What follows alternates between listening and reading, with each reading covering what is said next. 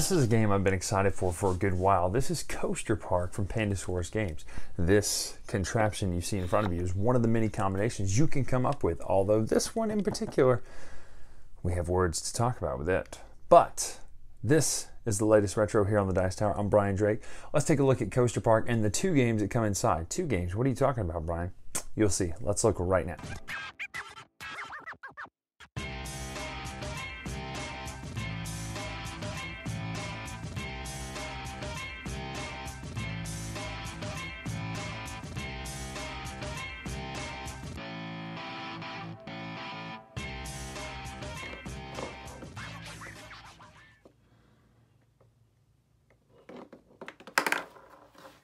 So in some of my earlier videos, people complained about not having a fully set up version of the video of the game to look at on the table. But the thing is, this game doesn't really demand that. You have a pool of all the pieces you can use, you have a pool of the pieces that come up from these cards, and then you have your own individual roller coasters, which I've definitely shown you. But I'm going to show you what the cards are first so you just get an idea. So there are two parts of the card. One that costs $2 if you want to buy a card. There's the mechanic or the employee up here, and then there's the piece that comes out. When this piece shows up, or when this card shows up, this piece comes out of the box onto the table, and it becomes available to now get your hands on, put it up for auction, or put it up to set the price and sell. You then, if you wanted to buy the card, would get to keep this power, which says when testing a coaster, do not pay the $1 if 3 attempts were unsuccessful. Let me go through a couple of these cards and just show you what they do. Again, the bottom, that's the piece that comes out. You'll see all the different pieces there. The top is the different powers. So draw 2 expert cards, keep 1, and shuffle the other back into the deck. This lets you get more of these cards. Insert a hill between 2 existing hills in one of your coasters, and that's cool because if you test something and find that you can't put the power, that is, you don't have enough power to get that ball over the hill, then you're going to want to put something in between. Same thing here with the engineer. Buy any available hill for $5. This one's cool because this is at any time. These cards are played at any time. You drop this and say, I want that card for $5, or I want that hill for $5. Look at another player's secret bonus card. So the secret bonus cards are back here. They're things like this. Score 1 point for every 2 experts you've hired. Score 1 point for each wooden hill with wooden supports in your coasters. You can see those. They're wooden with wooden, and you'll see what they are. This one has each red steel hill in your coasters. Score 1 point for each yellow steel hill in your coasters. It's just ways to get extra bonus points. There's also a worldwide one that is 1 point for every $3, and that's what these cards do. They go out there, you form a tableau of hills and launchers. You know, you have 2 decks, one's hills, one's launchers. That'd be red and blues. You then place the pieces out in your tableau. If there's ever too many pieces, this one rolls off and these come down. Cost doesn't change, of course, because nothing really changes with that. And then whatever new piece comes out, this piece goes into the pool out here and is now available. Then you have the option on your turn. If you want to, you can take of the pieces that are out here. When I say pieces, this is technically one piece because it sits together. That's the one gripe I have about this. And Christopher Nolan did this and shot the final thoughts already. And I didn't mention this because I forgot to mention it. But you have to actually build the coasters as they come out because they do not fit in the box, which is good because it means there's so many coasters, but it's also kind of slows the game down just a little bit as you have to set these up. You can set it up then, you can set it up when it's not your turn to kind of speed things up for other people. Kind of a nice thing to do. You would say, okay, I'm going to sell this piece. I want to set the price at $5. Goes to the person to your left. Do they want to pay $5 for it? If not, they can say, no, I don't, but I want to test my coaster, at which point they pay $1, and then they take their ball from their launcher, roll it down their coaster up to 3 times, just as a test to see where they're headed and how they're doing.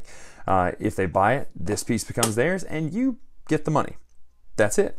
Someone else, instead of setting up a piece for sale, can sell or can buy one of these cards, and then the turn passes. Now, let me tell you why that's frustrating, because if you're sitting here, this person goes, this person goes, this person goes, right? So when this person goes, you're the first one that would get to buy the piece from them. However, because it's not a straight auction, if this person, instead of deciding to sell a piece, instead of selling this piece, they go, oh, you know, I want this card. Well, then you no longer get that first shot at buying a track, which is really frustrating sometimes because then you can't get the pieces you need, which is why we favor a straight auction system. But that's what you do on your turn. You do that stuff. The game ends when someone gets their 7th completed hill. You can have multiple coasters, by the way. You just have to start with a launcher. And then you test your coasters. Whenever a ball passes over an entire hill, you get the points listed. The double dipper, it says if prior hill is smaller, get an additional flag. I think it's an additional 1 flag, yes. Additional 1 flag. So it's tough to do, but if you can get a smaller hill here to go up over this, that's based on the number, you get an additional flag. Each completed section that your ball passes, you get that many flags at the bottom. If your ball only passes the launcher and doesn't pass anything else, you scrap the entire coaster. Otherwise, you scrap anything it doesn't pass completely, and then you score. That's the game. So I have kind of mixed feelings about this loop here. First of all, there's a slip that comes in the box that says do not play with this in the real game. There's a piece of the instructions that says do not play with this in the real game. The designer himself gets online and tells you do not play with this in the real game, but there's part of me that wants to play with this in the real game. The problem is it takes a long time to break in. This one is very finicky, and it's been sitting here for a few minutes and it's just starting to really work. The problem is, though, it does work. So people who get online and say, well, the loop doesn't work at all, part of it is that they're not waiting for it to set up all the way, and I'm no apologist for the game. I just know that the loop does work. However, this is what happened for 3 minutes plus. I got 4 successes out of it. I'm going to show you a quick fast forward of what that looked like, because it was very, very, very frustrating. And part of that's my hand placement, but part of it is the loop itself is a finicky piece. Let's look right now.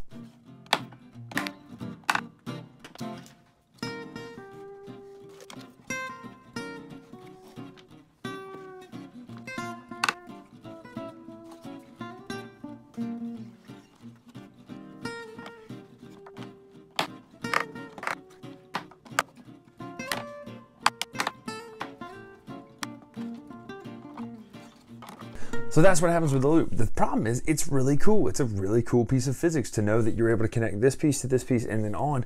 And then not only that, if you play it with the game, it doubles the point value. So for the only super experts, as it describes, it's a really fun thing to play with. But forget the loops for a minute. What about the rest of the game? How was the rest of the game? Well, here's the interesting quandary. I said 2 games in one because I feel like this is 2 things. One is this really cool physics playset, and that's why I wanted the game in the first place, was for the physics playset of the game. Then when I found out there was an economics game involved, I was like, oh, cool, that's neat. But this is what I wanted. I wanted it so I could put these roller coasters together and roll marbles down them and try to get the furthest I could go. And that's really what I wanted it for. Then I opened up the rule book and discovered, okay, well, it's kind of this economic semi-auction sort of game. It's funny, I never do this. I try never to watch anybody else's reviews of a video of a game before I play the game, because I don't want to be tainted by their thoughts. And I did it this one time, and I don't think it matters because I totally agree with the sentiments. I watched Tom's review about the economic part of the game, and he said he didn't like the idea of you put something up for sale and set the cost. He'd rather do a straight auction, and we totally agree with that. Andy, Jordan, Carla, and myself, we all agree that putting something up for a full straight auction would be better, a la something like Oktoberfest, the idea of doing an auction that goes around, and that's actually not hard to house rule that. You could just house rule an auction if you wanted to. But some of the other ideas of that, it is kind of neat actually fighting over the pieces you need for your roller coaster. It's cool to have those secret cards that tell you what you need to get you the most points. The whole way this works is, your coaster gives you the points based on the flags at the bottom. Well, here's the deal. We played, almost an hour-long version of this. Andy scored 0 points. I scored like 8, and then Carla scored like 30-something. She beat the pants off of it. It was crazy. But that's the thing. And I know it mentions it. I know the video. You really should watch the video that they kind of did to update you. It explains that yes, it's an economics game with roller coasters. It's not unfair, the game unfair. You're not playing just a card game that involves no skills at all. This is still a dexterity and physics game. You have to have some sort of an idea of physics. You can't put this launcher into this piece and just lightly hit it and expect it to go. You definitely can't put a launcher any shorter than 400 feet, which is what makes the game a little bit cutthroat, because when that 400 height piece goes out there for sale and you can't get your hands on it, that's when it's really frustrating to not be able to bid on it, instead of just like, okay, I'll take that. I'll take it for $8. Well, crud, I didn't even get around to me. That's where an auction would help, is because then you could bid it up. Now, I understand the reason for that is probably it would run you out of money if you weren't careful with an auction, and I get that. But there's probably a way around that as well. I'm just not crazy about the idea of setting the price and putting it out there. Other than that, though, it plays, in a few, 45 to an hour. If it maybe even less than that, depending on how many people you have. But you go until someone has 7 full pieces built, whether that's in one coaster or 2. You can test it, you can do all these different things, and whoever gets their ball past the furthest places effectively, because that's really technically what it is, because the points are going to, the person who does that is probably going to get the most points anyway, but technically it's the person who scores the most points by having their ball pass over segments. So if you pass this one, it's 4 points. The loop would double it to make it 8 points. That one back there would be 2 points, and this one here is also, you get a couple extra points if it stops here in the bump. So I like those little specialty pieces that they do different things other than just give you straight points. So I think there's a lot of thought that went into this game, and I'd like to see more of it. I'd like to see more pieces, not to mention the world's largest first player token. I would like to see more from this game because I really like the concept, the idea of setting up a physics toy is what it is, with a game attached to it. That was ambitious. Did it pan out? Who knows? We'll see. A lot of people are talking junk about the loops, and I get it. I understand their pain. I also noticed some people who are talking kind of bad about how things work and how unsteady the balls roll in the regular, just the regular, not the loop, just in the regular, don't have it set up right. I watched some other videos of people and they have it staggered like this. They have it when they're putting two pieces together, they have them staggered, which it clearly shows in the rules not to do this. I'm going to see if I can hold it up where you can see it. This will not work.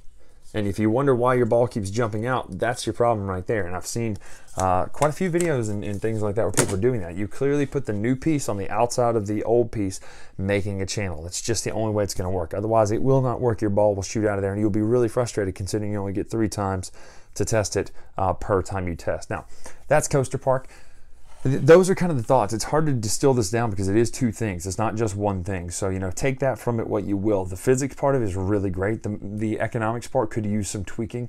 But that's how I feel about it. Coaster Park, I'm going to keep it in the collection just because I want to see if more comes from this. And plus, Carla, Harper, and I really like just rolling these marbles down these things and making roller coasters. It's really fun. So that's why it's staying in the collection for now, not for the economics part of it, because that could be tweaked a little bit. But other than that, neat little game. So that's Coaster Park from Pandasaurus. I'm Brian Drake with The Latest Retro. If you want to see more videos from us, check out our Twitter at The Latest Retro, or the link where we collect all of the videos that we do on the Dice Tower is over on my page at The Latest Retro, plus Patreon if you want to throw us a few bucks if you like what we're doing. If not, that's no problem at all. Thank you for watching anyway. Till next time, we'll see you. Thanks so much for watching the Dice Tower videos. Find more great videos and reviews, as well as our top-rated audio podcast at Dicetower.com. You can also find other great shows at Dicetowernetwork.com. I'm Eric Summerer, and you've been watching The Dice Tower. The Dice Tower is sponsored by Cool Stuff Inc., where you can find great games for great prices. Cool stuff in stock. Check them out at CoolStuffInc.com.